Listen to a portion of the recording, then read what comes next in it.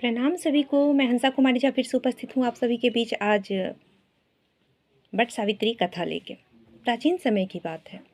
अश्वपति नाम के एक राजा थे जिनको कोई संतान नहीं थी। काफ़ी तपस्याओं के बाद उन्हें एक संतान की प्राप्ति हुई, पुत्री रूप में। बहुत सोच समझ के उन्होंने नाम पुत्री का सावित्री रखा। सावित्री धीरे धीरे बड़ी होती गई। जब सावित्री विवाह योग्य हो गई तब राजा जी ने मंत्रियों के बीच में सभा रखी और कहा कि मैं चाहता हूँ कि सावित्री अपने योग्य अपने लिए खुद वर ढूंढे। तो सावित्री को वन में भ्रमण करने के लिए यानी कि पूरे नगरी में सावित्री चल पड़ी मंत्रियों के साथ। तपोवन में एक युवक मुझसे दिखा, उनको माता पिता की सेवा करते हुए। वह वहाँ देखते हुए फिर भ्रमण करने के लिए आगे की ओर बढ़ पड़ी। जब राजमहल में लौटी तो राजा जी का जो आज्ञा था, राजा जी ने पूछा कि आपको आपके वर योग्य कोई लगा कि नहीं। तब सावित्री ने कहा कि जी, मैं जिस युवक को देखी हूँ मैं उसी से विवाह करना चाहती हूँ। कौन है युवक, कहाँ का है? तो तपोवन में माता पिता के साथ मैं उनको देखी हूँ, उनका नाम है सत्यवान। यह सुनते ही नारद जी चौंक पड़े, क्योंकि सत्यवान के पास तो एक राज्य भी नहीं था, उनका राज छीन चुका था, और दूसरा वो अल्पायु थी। नारद जी के समझाने के बावजूद भी सावित्री का ये कहना था कि मैं उन्हें पति मान चुकी हूँ, तो मैं विवाह उन्हीं से करूँगी। राजा जी अपने पुत्री की जिद के आगे कुछ न कह सके और सत्यवान और सावित्री की धूमधाम से विवाह कर दी गई। सावित्री को ये पता था कि ये अल्पायु है, लेकिन सावित्री साथ में जीवन यापन कर रही थी। जब ज्येष्ठ मास की अमावस्या के दिन उसे पता था कि हमारी सत्यवान का आज शायद अंतिम दिन है, वो साथ में चल पड़ी सत्यवान के लाख मना करने पे, लेकिन उसने कहा आज मैं नहीं मानूंगी, मैं भी आपके साथ जंगल में लकड़ियाँ काटने जाऊंगी। तो सत्यवान सावित्री में बहुत प्रेम भी था, साथ में चल पड़े। सत्यवान लकड़ी काट रहे थे, अचानक उनके पेट में बहुत तेज दर्द हुई। सत्यवान नीचे गिर गए। नीचे गिरते ही सावित्री ने अपने गोद में उन्हें लपट के पकड़ लिया, उनके सर पे हाथ डालते हुए चिल्लाने लगी, क्या हुआ आपको, क्या हुआ? लेकिन तब तक मैं देखी कि एक भयंकर रूप वाले, वो भी भैंसे पे सवार होके आए हैं उसके पास और सत्यवान का प्राण लेने के लिए। सावित्री डरी नहीं और सत्यवान को सर पे हाथ फेरते हुए पूछी कि आप कौन हैं? कहा मैं यमराज हूँ। तो आपके दूत लोग कहाँ हैं? दूत भी आना चाहिए, आपके तो दूत आना चाहिए। लेकिन सत्यवान का आत्मा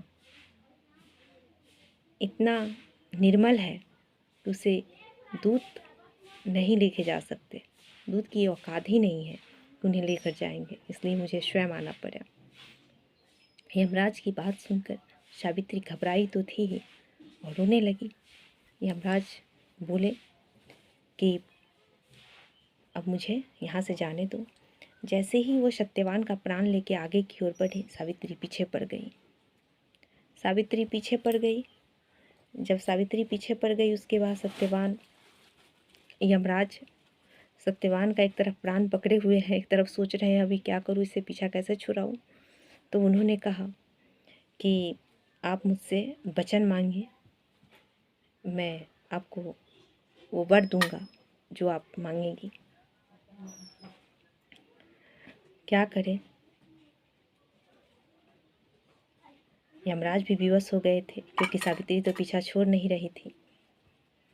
तो पहले वचन में उसने अपनी दृष्टिहीन बोली कि मेरे सास ससुर दृष्टिहीन हैं, उनकी आँखों की ज्योति आपस हो जानी चाहिए। तो यमराज ने कहा तथास्तु। दूसरा वरदान वो मांगी कि मेरे सास ससुर का राज वापस मिल जाना चाहिए। यमराज ने फिर भी कहा तथास्तु। तीसरा वरदान वो मांगी कि मेरे माता पिता को 108 पुत्र की प्राप्ति हो। यमराज ने कहा तथास्तु। फिर चौथा वरदान, फिर भी वो यमराज का पीछा नहीं छोड़ रही थी। फिर यमराज ने गुस्से में आकर चिल्लाते हुए कहा कि अब तुम्हें क्या चाहिए, चलो मैं तुम्हें एक मौका और देता हूँ। तब सावित्री ने कहा कि मैं भी 108 पुत्र की माँ बनूं। तब यमराज बिना सोचे समझे कह दिए तथास्तु। अब ये तो प्राचीन समय की बात है, तो तथास्तु बोलने के बाद तो अब यमराज को सावित्री अच्छी तरह से अपने प्रश्नों में उलझा ली। उन्होंने कहा कि जब आप मुझे 108 पुत्र का वरदान दे ही दिए हैं तो बिना पति का पुत्र कैसा, बिना पति का पुत्र कहाँ से आएगा। अब तो यमराज बड़ी चंगुल में फंस गए। उन्हें तो अब समझ में नहीं आ रहा था कि मैं क्या वरदान दे दिया, अब क्या करूं।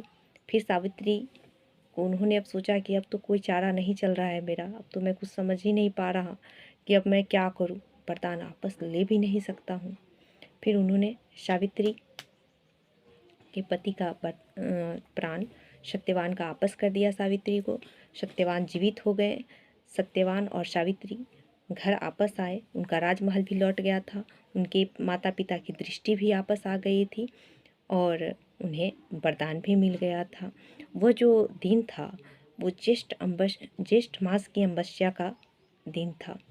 इसलिए उसी दिन बरगद के पेड़, क्योंकि वो जो सत्यवान जो बीमार पड़ गए थे, जहाँ उनकी मृत्यु हुई थी वो बरगद का ही पेड़ था और बरगद का पेड़ साक्षी के रूप में था सत्यवान और सावित्री का। इसीलिए बरगद के पेड़ का पूजा किया जाता है उस दिन। इसीलिए हम लोग बर के पेड़ का पूजा करते हैं उस दिन। और कभी भी जीवित पेड़ का ही पूजा करना चाहिए। कुछ लोग टहनियाँ तोड़ के ले आते हैं, लेकिन इस तरह से पूजा नहीं करना चाहिए, क्योंकि हम जब हमारे शरीर की कोई अंग टूट ही जाती है तो उस अंग का क्या उपयोग। इसलिए कभी भी वृक्ष के पास जाएं, या अगर उपलब्ध नहीं है तो कहीं भी छोटा सा बट का वृक्ष देखें, वहाँ से उस वृक्ष को बट सावित्री पूजा होने से 2-4 दिन पहले, 10 दिन पहले छोटे से गमले में रख दें, मिट्टी रख के, और उस दिन पूजा करके उसके बाद किसी ऐसे जगह पे जाके रखें जहाँ पे वो पेड़ बड़ा भी हो तो कोई समस्या ना हो, उसे काटने की ज़रूरत ना पड़े। लेकिन पेड़ जीवित की ही पूजा करनी चाहिए। कुछ लोग डाल तोड़ के ले आते हैं, डाली की पूजा करते हैं, ऐसा नहीं करना चाहिए। तो चलिए, समाप्त हुई सत्यवान और सावित्री की कथा, बट सावित्री की। सुनने के बाद आप लोग मुझे ज़रूर लाइक कमेंट करके बताइएगा कि कैसी लगी, और फिर मैं मिलती हूँ अगली कड़ी में। प्रणाम।